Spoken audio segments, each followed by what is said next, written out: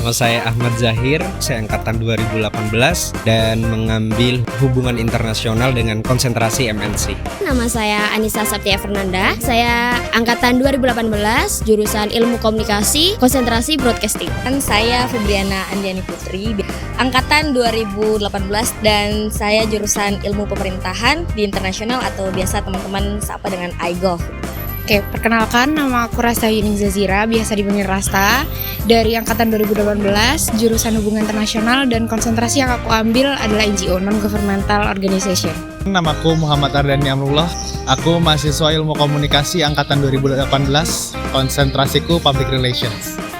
Nama saya Fadara Is Aprilino, saya dari jurusan Ilmu Pemerintahan angkatan 2018. Itu kan di dunia media, aku lebih suka di lapangan yang kerjanya tuh kayak presenter, terus host, juga ada perfilman. Dah, itu hobi aku. Mungkin karena di dalam NGO itu kita belajar tentang isu-isu masyarakat dunia, jadi bahas isu perdagangan manusia, bahas isu kemanusiaan, terus bahas isu lingkungan, dan mungkin aku lebih tertarik ke isu-isu yang seperti itu sih. Pertama, kenapa saya milih iGov?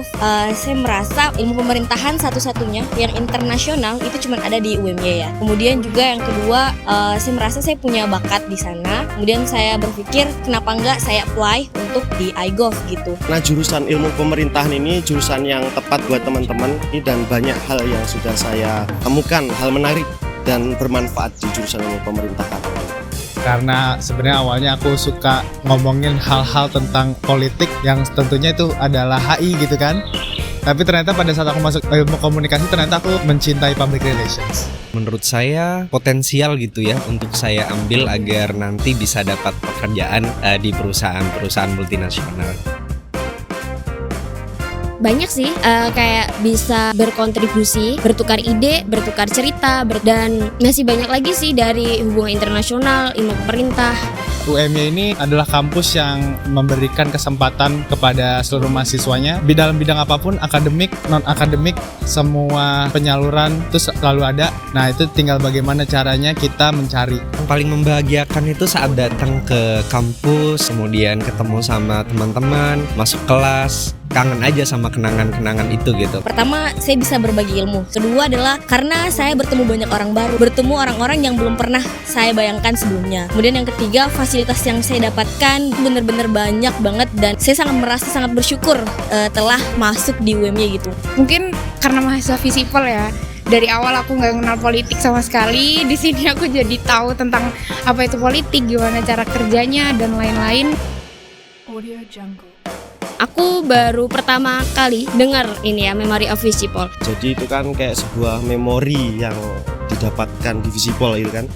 Kenangan di Visipol. Tentunya kenangan-kenanganku sebagai mahasiswa Visipol ya, karena 4 tahun di sini banyak momen-momen bersama teman-teman juga di kampus yang sangat menyenangkan. Kenangannya banyak di organisasi ya, terutama BEM. Jadi ya ingat aja pas sibuk-sibuk ngurusin BEM, sibuk-sibuk juga pas kampanye.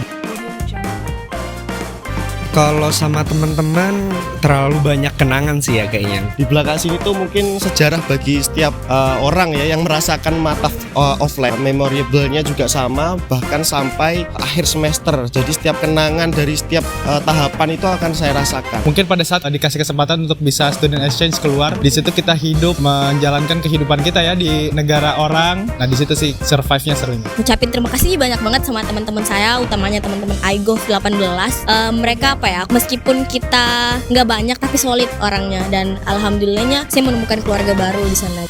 Makan di Boga bareng-bareng, ramenya kayak apa, panasnya kayak apa, itu ketika pertanyaan itu muncul mungkin langsung keputer gitu di kepala. Nunggu kelas di lorong bareng-bareng, kita nunggu dosen, kalau yang telat itu suruh ngaji, dan banyak lagi lah kenangan yang nggak bisa dilupain.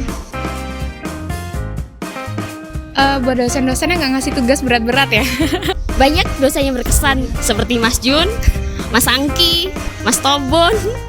Itu banyak banget. Ada salah satu dosen yang menurutku cukup berkesan karena dia memberikan kesempatan merasakan sebagai akademisi. Nah, jadi menurutku itu sangat berkesan sih. Karena saya juga jadi gubernur BEM, jadi ketemunya sama dekan, sama wakil dekan yang memberikan bimbingan terutama itu nggak bisa saya lupakan. saya berharap kita semua sebagai lulusan UMY menjadi orang yang sukses dan membawa manfaat. Jangan pernah lupain kenangan yang ada di kampus. Oke, tentunya yang pertama adalah terima kasih. Ucapan terima kasih tuh nggak cukup ya. Aku pengen doain teman-teman siapapun di luar sana, terima kasih yang sedalam-dalamnya. Pesannya buat teman-teman dan semuanya itu sehat dan semoga sukses di jalannya masing-masing.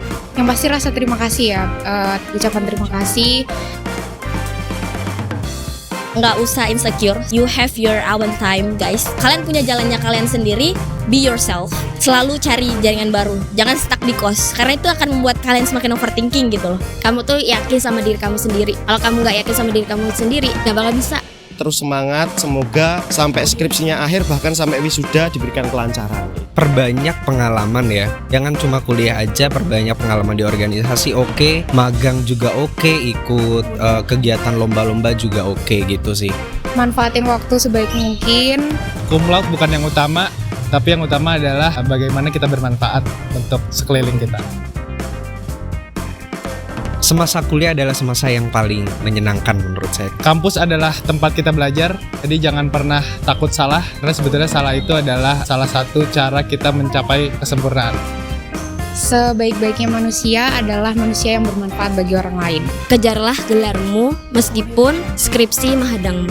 Semoga BEM Visipol semakin jaya, semakin maju ke depan dan semakin sukses. Terakhir, saya pengen bilang, teman-teman, you are not alone. Banyak banget orang yang peduli di sekitar kita. Ketika kamu merasa berat menjadi seorang mahasiswa, percayalah kamu satu dari jutaan anak itu. Juga percaya bahwasanya masa depanmu akan lebih cemerlang ketika kamu sadar apa yang kamu lakukan hari ini adalah persiapan untuk masa depan.